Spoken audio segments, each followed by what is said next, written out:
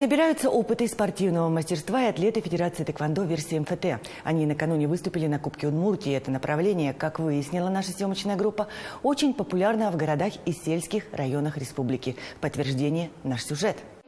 Турнир один, задачи разные. Взрослые ребята готовятся к важным стартам. Совсем юные атлеты набираются опыта и учатся преодолевать свой страх на первых для них крупных соревнованиях. Я волновался, но я взял себя в руки и пошел в бой.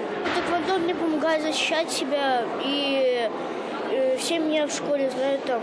И научить этому других. Мечтает юный Камран стать спортивным наставником. Пока же постигает с усердием азы этого единоборства и пополняет копилку своих наград медалями. Таких молодых и амбициозных ребят на турнире было большинство. Сегодня уже мы собрали, так скажем, 150 участников. Это уже дает нам понять, что география расширяется, новые участники появляются, дети интересуют, детям интересно, они все пробуют, все показывают и показывают неплохие, хорошие результаты.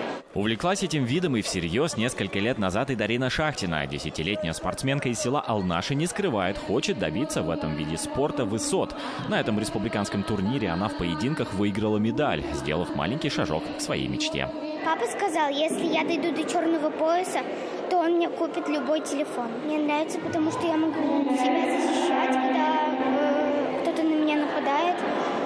И я люблю тэквондо, силу.